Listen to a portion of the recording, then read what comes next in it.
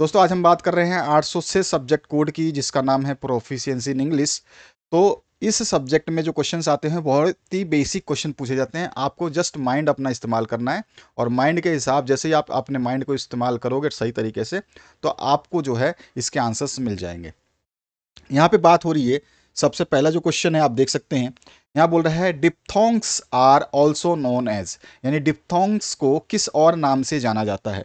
तो डिप्थोंग्स जो होते हैं ना, इनको इम्प्योर वॉवेल्स के नाम से जाना जाता है। ठीक है, डिप्थोंग्स को जो है इम्प्योर वॉवेल्स के नाम से जाना जाता है। तो यहाँ पे बी ऑप्शन करेक्ट हो जाएगा।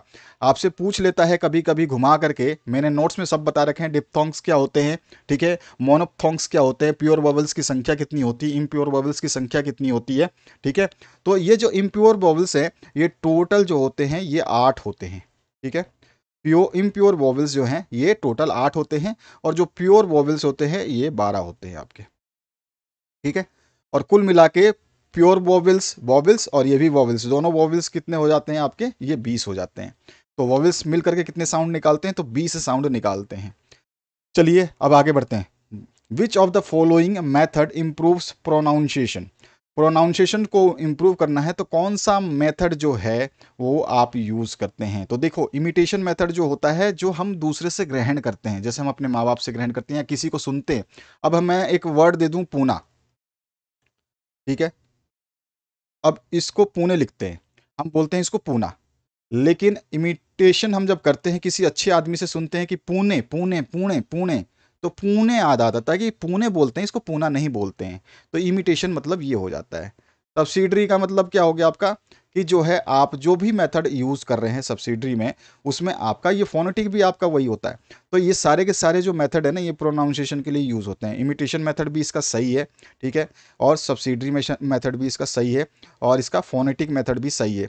एक मेथड और आता है जिसका नाम होता है सब्सटीट्यूशन मेथड।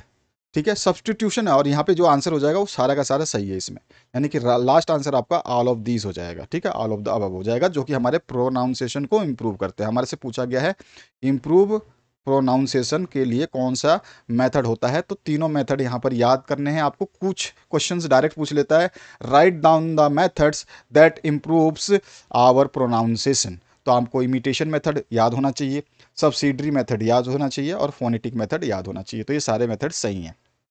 एक मेथड मैंने आपको बताया, उसका नाम है सब्सटीट्यूशन मेथड। तो सब्सटीट्यूशन जो है वो क्या करता है, वो करता है टीचिंग स्ट्रक्चरल ग्रामर को समझने का मेथड है। ठीक है, हम कह सकते हैं टीचिंग ग्रामेटिकल जो आपका स्ट्रक्चर होता है उसको हम सब्सटीट्यूशन मेथड से समझते हैं। तो ये प्रोनाउंसिएशन के लिए है, वो ग्रामर के लिए सब्सटीट्यूशन मेथड। ठीक है, ध्यान रखना ये चीज।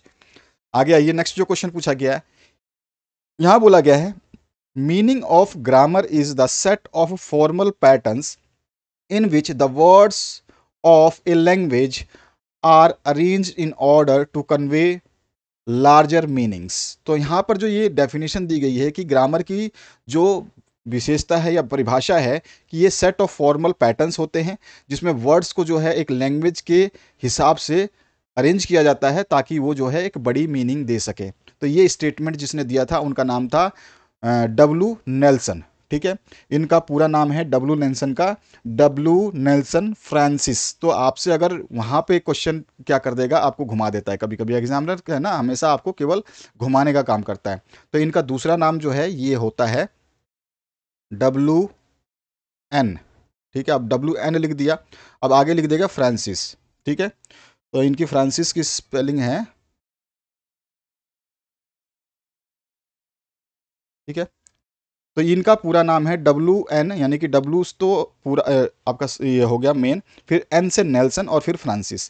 तो डब्लू एन फ्रांसिस भी लिख देगा, तो आप घबरा मत जाना, इसमें तो नेल्सन है ही नहीं, क्या करूँ, नेल्सन के लिए उसने एन यूज़ कर लेता है कभी कभी। ठीक है, तो ये डेफिनेशन जो है डब्लू एन फ्रांसिस की दी गई है, तो यहाँ पे आपका जो है ये राइट आंसर हो जाएगा। अगला जो क्वेश्चन है, यहाँ पे पूछा गया है जॉय, हार्ट रेट और grief are which kind of noun. यहाँ पर पूछा गया है आपसे कि खुशी, जॉय जो होता है खुशी हो गया, हार्ट रेट जो होती है घृणा होती है, और ग्रिफ जो है ये होता है आपका दुख। ये किस तरह के नाउन है, तो देखो, जॉय मतलब मेरे को खुशी हुई, हार्ट रेट मतलब मैं किसी से घृणा कर रहा हूँ, और ग्रिफ मतलब मुझे दुख हुआ। खुशी घृणा और दुख, ये क्या है? मेरी भावनाएं हैं, आपकी भावनाएं हैं। आपको आपको हाँ खुशी होती है तो आप भावुक हो जाते हैं, आपको दुख होता है तो आप भावुक हो जाते हैं, आप किसी से घृणा करते हैं तो भावुक हो जाते हैं, मतलब आपकी भावनाएं बहती हैं। तो भावनाएं जो होती हैं ये क्या बताती हैं? तो ये जो है हमारी भाववाचक संज्ञा बताती हैं। तो भाववाचक संज्ञा कौन सी होती है? उसको बोलते हैं हम इंग्लिश में एब्स्ट्रैक्ट नाउन, भाववाचक संज्ञा। ठीक है, तो डी ऑप्शन जो है करेक्ट हो जाएगा। भाववाचक संज्ञा के ये सब जो है प्रकार हैं। इसके बाद जो नेक्स्ट क्वेश्चन है, which of the following is the kind of verb. अब यहां से पूछ रहा है कि वर्ब जो होता है आपका, इसके कौन से काइंड्स हैं।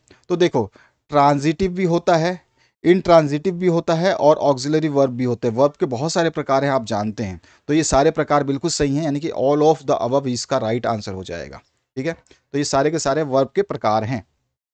आगे देखिए, यहाँ पे इंस्ट्रक्शंस मैंने दे दिए। सभी विषय के नोट्स प्राप्ति के लिए आप व्हाट्सएप पे 8469022568 नंबर है हमारा, इस पर संपर्क कर सकते हैं। आपको जो है वहाँ पे इंस्ट्रक्शंस दे दिए जाएंगे कि आप कैसे जो है नोट्स को प्राप्त कर सकते हैं। यहाँ पर जो नेक्स्ट क्वेश्चन पूछा गया है वोकोइड्स आर ऑल्सो नोन एज, यानी कि वोकोइड्स को और किसी दूसरे नाम से जानते हैं। तो वोकोइड्स को जो है हम प्योर वोवेल्स के नाम से जानते हैं। ठीक है, अभी अभी मैंने बताया प्योर वोवेल्स की संख्या कितनी है। तो प्योर वोवेल्स होते हैं 12 और इम्प्योर वोवेल्स होते हैं 18। प्योर वोवेल्स को हम क्या बोलते हैं?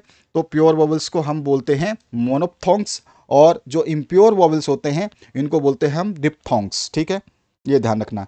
तो इम्प्योर वोवेल्स को हम डिप्थोंग्स बोलते हैं और प्योर वोवेल्स को क्या बोलते हैं? तो उसको बोलते हैं हम मोनोप्थोंग्स। ये हो गया क्वेश्चन, समझ में आ गया आपको। आगे देखिए नेक्स्ट, तो देखिए आप जनरल सा है, अगर आप नोट्स पढ़े हैं, आपने देखा है सब कुछ, मैंने वहाँ पे पहला ही ये सब चीज़ बताया कि वोकोइड्स क्या होते हैं, प्योर वोवेल्स क्या होते हैं, इम्प्योर वोवेल्स क्या होते हैं, डिप्थोंग्स क्या होते हैं, कॉन्टोइड्स क्या होते हैं। नोट्स का पहला पेज ही इसी के बारे में। और ज़्यादातर क्वेश्चन ये जरूर पूछा जाता है वोवेल्स के बारे में, कॉन्सोनेंट के बारे में, डिप्थोंग्स के बारे में, मोनोप्थोंग्स के बारे में। ठीक है, साउंड्स के बारे में कि कितने साउंड्स हैं, तो आपको पता होना चाहिए कि आपके टोटल 45 साउंड से आगे देखेंगे एमसीक्यू में बताऊंगा मैं, सारे वहाँ पे डिस्कस करेंगे।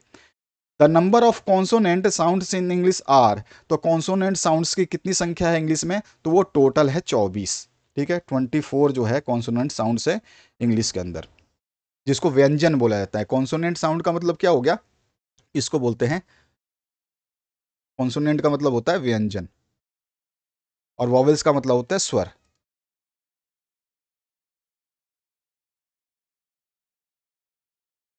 कॉन्सोनेंट का मतलब व्यंजन, और जो यहाँ पे वॉवेल्स होते हैं ना, इसका मतलब होता है स्वर। इसको बोलते हैं हम,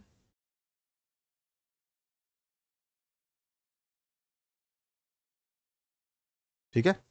तो वॉवेल्स को हम स्वर बोलते हैं, कॉन्सोनेंट को जो है हम कॉन्सोनेंट को क्या बोलते हैं? व्यंजन बोलते हैं। इन्हीं दोनों स्वर और व्यंजन के मिलाप से जो है 45 ध्वनियाँ उत्पन्न होती हैं। ठीक है, ध्वनियाँ 45, आपके वैसे तो 44 होती हैं, लेकिन एमपी बोर्ड ने अपने सिलेबस में एक एक्स्ट्रा जो ध्वनि है उसको ले रखा है, इसीलिए उसका टोटल आंसर जो होता है वो 45 होता है। बाकी बताऊंगा मैं, आगे समझाता हुआ चलूंगा आपको। तो यहाँ पे 24 आ गया। The animal in cages were to jungle. अब इस तरह का, अब इसका कोई मतलब नहीं है कि किसमें क्या लिखूं। आप देखिए, the animals in cage were to the jungle. अब जो है इसमें आपको फिलअप्स करना था। ठीक है, तो इस फिलअप्स का जो है सही आंसर क्या हो जाएगा? यहाँ पे थोड़ा सा,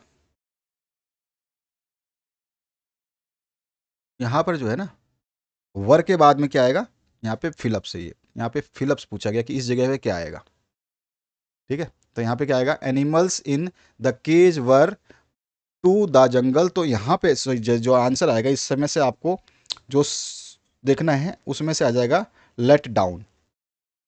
late down, the animals in cage were let down to the jungle. जो केज में जो थे, यानी पिंजरे में जो एनिमल्स थे, जानवर थे, उनको जो है जंगल में जाने दिया गया, लेट डाउन। तो यहाँ पर जो है यहाँ पे आ जाएगा लेट डाउन। ठीक है, तो ये ऑप्शन यहाँ पे करेक्ट हो जाता है। तो ये थोड़ा सा आपको समझना है, यहाँ पे मैंने स्पेस देना भूल गया, तो ये थोड़ा सा ध्यान रखना है। यहाँ पे स्पेस है, यहाँ पे फिलअप करना है आपको।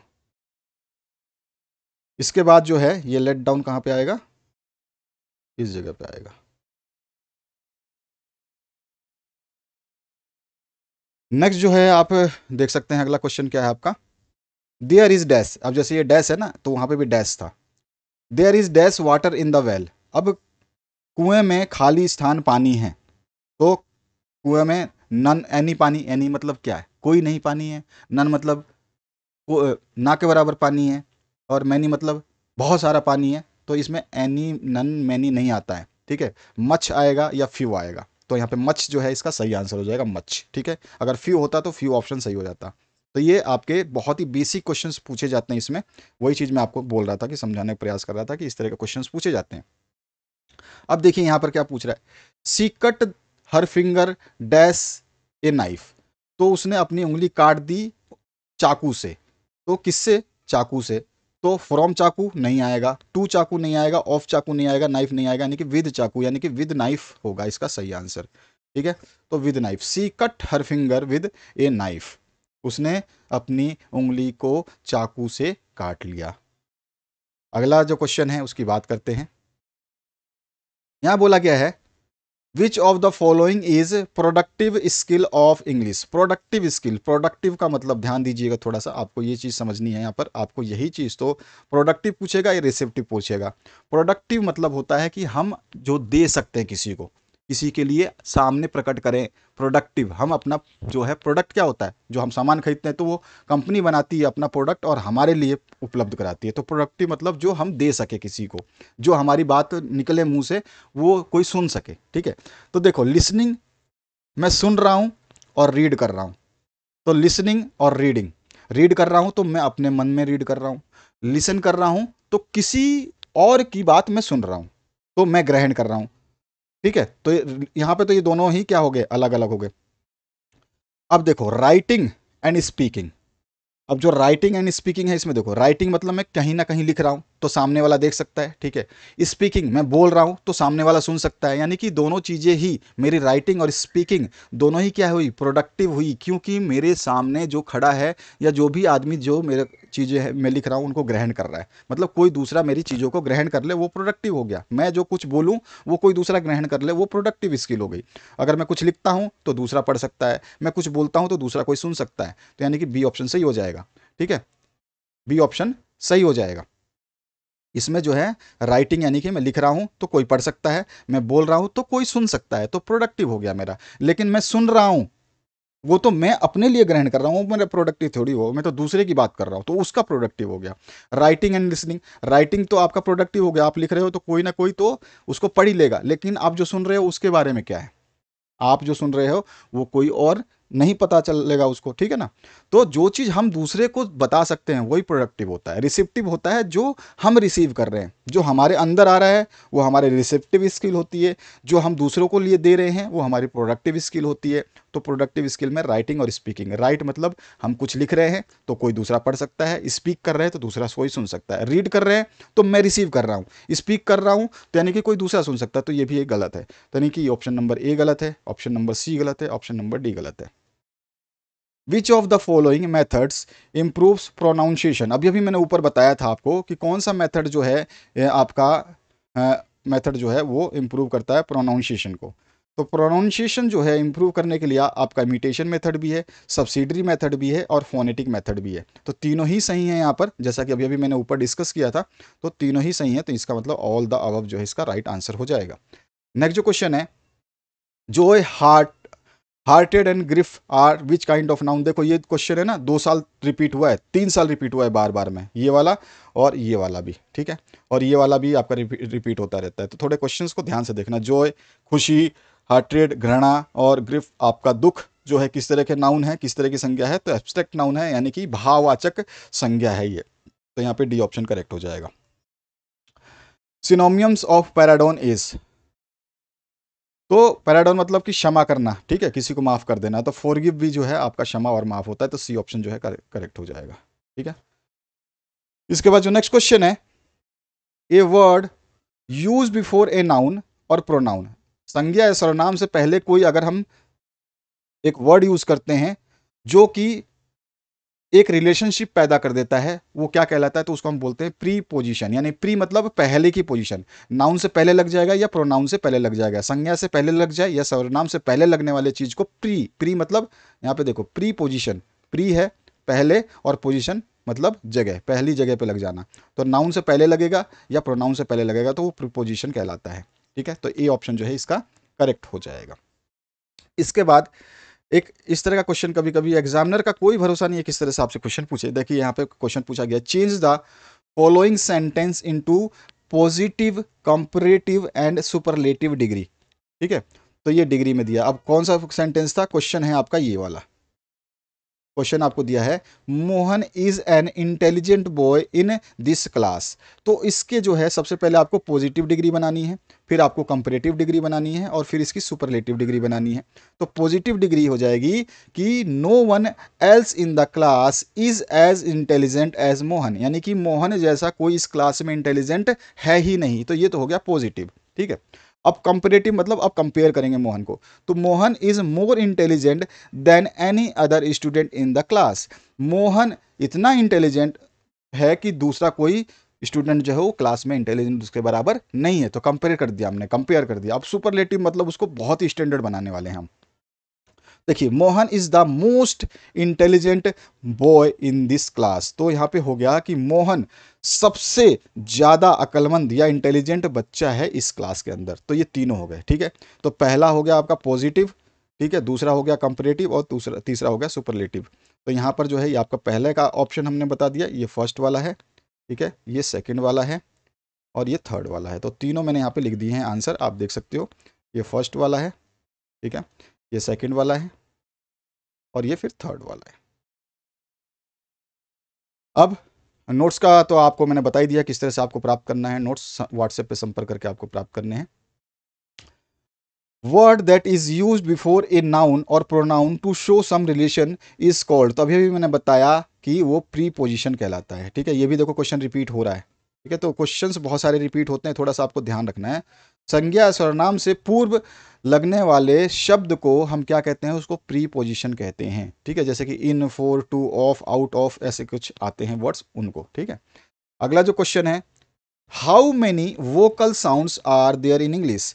वोकल साउंड्स कितने हैं, तो वोकल साउंड्स तो टोटल 44 हैं। टोटल 44 है, लेकिन एमपी बोर्ड ने, देखो मैंने यहाँ पे लिखा हुआ है कि टोटल 44 है, लेकिन एमपी बोर्ड ने एक एक्स्ट्रा ले रखा है जिसको स्थवा कहते हैं। स्थवा का जो शाइन है वो कुछ इस तरह से उल्टा ए बनाते हैं ना, तो इस तरह से बनता है ये। तो इसको भी इसने ले लिया है, यहाँ पे शामिल कर लिया है इसके एमपी बोर्ड के आपके डीएलएड के सिलेबस में। तो ये टोटल होते हैं 45। तो यहाँ पर जो है डी ऑप्शन करेक्ट हो जाएगा कि आपके 45 साउंड्स होते हैं। ठीक है, 45 साउंड्स। अच्छा, which of the following is receptive skill. अभी देखो प्रोडक्टिव स्किल की बताई थी मैंने। अब देखो यहाँ पे क्वेश्चन को किस किस तरह से घुमाया जाएगा। लास्ट ईयर का क्वेश्चन है ये, इस बार भी आया था और ये इस बार भी आ सकता है। अब देखिए, रीडिंग एंड राइटिंग, रीड कर रहे हैं, राइट कर रहे हैं। रीड कर रहे हैं तो आप अपने मन में कर रहे हैं, राइट कर रहे हैं दूसरों के लिए कर रहे हैं, तो ये तो मैच नहीं हुआ। दोनों ही आप रिसीव करेंगे। रिसीविंग मतलब आप अपने लिए करेंगे, आप खुद के लिए जो चीज़ करेंगे वही रिसीविंग होती है। लिसनिंग, आप लिसन कर रहे हैं, रिसीव कर रहे हैं, स्पीक कर रहे हैं, बोल रहे हैं दूसरे के लिए, तो ये भी नहीं हुआ। लिसनिंग एंड रीडिंग, आप सुन रहे हैं, रिसीव कर रहे हैं, आप रीड कर रहे हैं, उस चीज़ को भी आप रिसीव कर रहे हैं, तो इसको जो है रिसेप्टिव स्किल बोलते हैं। इसी को जो है हम पैसिव स्किल भी बोलते हैं। ध्यान रखना, आपका क्वेश्चन चेंज कर देगा, यहाँ पर रिसेप्टिव निकाल करके बोल देगा पैसिव स्किल कौन सी है, तो इसी का नाम है रिसेप्टिव स्किल। इसी को हम लिसनिंग और रीडिंग को पैसिव स्किल भी कहते हैं। इसी को हम इनपुट स्किल भी कहते हैं, और इसी को हम स्किल फॉर कंप्रीहेंशन भी कहते हैं। ठीक है, तो इसके चार नाम हैं, रिसेप्टिव, पैसिव, इनपुट स्किल और स्किल फॉर कंप्रहेंशन। तो लिसनिंग एंड रीडिंग जो है ये आपका राइट आंसर हो जाएगा। ठीक है, और यहाँ पर जो एक और दिया है स्पीकिंग एंड राइटिंग, जो मैंने ऊपर बताया था, ये क्या होते हैं, आपके प्रोडक्टिव स्किल होते हैं। स्पीकिंग एंड राइटिंग, स्पीक कर रहे हैं आपका कोई दूसरा सुन सकता है, आप राइट कर रहे हैं कोई दूसरा ग्रहण कर सकता है, तो दोनों चीज़ें दूसरे कोई ग्रहण कर सकते हैं, उसको हम बोलते हैं प्रोडक्टिव या आउटपुट स्किल या प्रोडक्टिव स्किल या एक्टिव स्किल। हाँ, एक बार क्वेश्चन पूछा गया था receptive skill is also known as, तो इसको बोलते हैं हम एक्टिव स्किल। ठीक है, और ये आपका पैसिव स्किल होता है जो आपका रिसेप्टिव स्किल होता है। तो रिसेप्टिव स्किल जो है ये पैसिव स्किल होता है, और जो प्रोडक्टिव स्किल होता है इसको एक्टिव स्किल भी कहते हैं, और स्किल फॉर एक्सप्रेशन होता है, आप एक्सप्रेस कर रहे हैं। ठीक है, तो ये सारी चीज़ें आपको ध्यान रखनी है बढ़िया तरीके से। Which type of grammar is known as formal grammar. तो फॉर्मल ग्रामर जो है इसमें से कौन सी ग्रामर को कहते हैं हम। दूसरा नाम फॉर्मल ग्रामर का क्या है, थ्योरेटिकल ग्रामर। थ्योरेटिकल ग्रामर को हम जो है फॉर्मल ग्रामर के नाम से भी जानते हैं, इसको सेकंड जनरेशन ग्रामर भी बोलते हैं। तो आपसे पूछ सकता है थ्योरेटिकल ग्रामर का दूसरा नाम क्या है, तो फॉर्मल ग्रामर है, या फिर सेकंड जनरेशन ग्रामर का दूसरा नाम क्या है, तो फॉर्मल ग्रामर भी है और थ्योरेटिकल ग्रामर भी है। तो आपस में आपका इंटरकनेक्टेड जो चीज़ें मैंने यहाँ पे लिख रखी हैं इसको समझने की प्रयास करें। इसके बाद जो नेक्स्ट क्वेश्चन पूछा गया, how many steps are there in silent reading. तो साइलेंट रीडिंग में 4 स्टेप्स होते हैं, तो डी ऑप्शन जो है आपका करेक्ट हो जाता है। इसके बाद reading is a process of sight sound sense, who gave this definition. तो ये डेफिनेशन दिया गया वेस्ट के द्वारा, तो यहाँ पर जो है आपका ए ऑप्शन करेक्ट हो जाएगा। नेक्स्ट जो क्वेश्चन है, who was the congenitor of Tata theory. तो टाटा थ्योरी जो है लुइस एच ग्रे का है, तो यहाँ पे बी ऑप्शन जो है करेक्ट हो जाएगा। नेक्स्ट जो क्वेश्चन है आपसे पूछा गया इसमें, defective text books are a cause of. तो अगर टेक्स्ट बुक में कोई दिक्कत होगी तो आप पढ़ नहीं सकते, आपकी जो पढ़ने की क्षमता है वो गिरने लगेगी, रिटार्डेशन होने लगेगा, मंदन होने लगेगा, यानी रिटार्डेशन इन रीडिंग। आप पढ़ने में जो है उस कमी महसूस करोगे, अक्षम महसूस करोगे। जब डिफेक्टिव टेक्स्ट बुक है, उसकी स्पेलिंग मिस्टेक्स हैं, तो आप पढ़ने में दिक्कत करोगे। The link which connects the word method and sentence is, तो उसको बोलते हैं हम फ्रेज मेथड। तो phrase method is the connection between word method and sentence. तो यहाँ पे फ्रेज मेथड इसका सही आंसर हो जाएगा डी। इसके बाद जो है, phonic method helps in providing. Phonic method क्या करता है, तो ये फोनिक मेथड जो है हमारे नॉलेज को प्रॉपर साउंड के साथ ग्रहण करने का काम करता है। एक a good and proper knowledge of sound, यानी कि साउंड का जो है आप प्रॉपर नॉलेज ले सकें, अच्छा नॉलेज ले सकें, उसी का फोनिक मेथड जो है ये हेल्प करता है। यहाँ पर जो है आपका सी ऑप्शन करेक्ट हो जाता है। इसके बाद जो नेक्स्ट क्वेश्चन है, इसमें पूछा गया, aims of teaching reading is to. तो रीडिंग सिखाने का क्या एम है, तो रीड विद अंडरस्टैंडिंग, भाई कि आप जब पढ़ो तो आप वो चीज़ को समझ के पढ़ो। यहाँ पे बी ऑप्शन जो है करेक्ट हो जाएगा। इसके बाद जो नेक्स्ट क्वेश्चन है, इसमें क्या पूछा गया है, in intensive reading the presentation starts with. तो जब इंटेंसिव रीडिंग करते हैं तो उसमें क्या करते हैं, हम मॉडल रीडिंग करके बच्चों को सुनाते हैं, यानी कि टीचर क्या करता है, मॉडल रीडिंग बाय टीचर, यानी कि टीचर पढ़ के बताएगा कि किस तरह से आपको रीडिंग करनी होगी। यहाँ पे जो है डी ऑप्शन करेक्ट हो जाता है। नोट्स प्राप्ति के लिए आप इंस्ट्रक्शंस फॉलो कर सकते हैं। और उसके अलावा जो है आपको मैंने एमसीक्यू जो बताए हैं, ये बहुत ही बेहतरीन एमसीक्यू हैं। इस तरह के एमसीक्यू आपसे पूछे जाते हैं, कुछ आपके अंडरस्टैंडिंग में पूछे जाएंगे। बाकी जो बड़े क्वेश्चंस आते हैं वो बहुत ही सिंपल क्वेश्चंस आते हैं, मेरे नोट्स में उपलब्ध हैं। उसकी वीडियो मैंने डाल दी थी पहले ही, आज से 15 दिन पहले। आप 806 प्रोफिशिएंसी इन इंग्लिश का वीडियो देख लेना, उसमें आपको जो बड़े क्वेश्चंस पूछे जाएंगे 2 नंबर, 3 नंबर और 4 नंबर के, वो मैंने वहाँ पे उपलब्ध करा दिए हैं। तो उन सब को देख करके आप अच्छे तरीके से अगर आप तैयार कर लेते हो तो आपका इंग्लिश का पेपर में पूरे के पूरे मार्क्स आ जाएंगे, एक भी नंबर नहीं कटेगा। तो आशा करता हूँ कि आपने ये वीडियो से समझ लिया होगा कि कैसे इसके आंसर्स देने हैं, क्या प्रोसेस होता है जो आपकी प्रोफिशिएंसी इंग्लिश को बिगाड़ सकती है। आपकी अंडरस्टैंडिंग जो है वो सही होनी चाहिए। आपको डिप्थोंग्स, मोनोथोंग्स और सब्स्टिट्यूशन, इम्पिटेशन मेथड, इस तरह से सारे मेथड्स का पता होना चाहिए। इम्प्योर वॉवल्स क्या होते हैं, प्योर वॉवल्स क्या होते हैं, टोटल नंबर ऑफ साउंड्स कितने होते हैं, ठीक है, उसमें से डिप्थोंग्स कितने होते हैं, मोनोथोंग्स कितने होते हैं, या प्योर इम्प्योर वावल्स कितने होते हैं, प्योर वावल्स कितने होते हैं, ये सारी चीज़ आपको पता होना चाहिए। कॉन्सोनेंट की संख्या कितनी, ये भी आपको पता होना चाहिए। तो इस तरह से आपको हर चीज़ का पता होना आवश्यक है, और सारे नोट्स में उपलब्ध है। उसके अलावा जो है, नोट्स के अलावा मैंने वीडियो में भी उपलब्ध करा दिया है, वीडियो में भी मैंने समझा रखा है, तो आप वीडियो भी देख सकते हैं। Thank you very much, have a good day.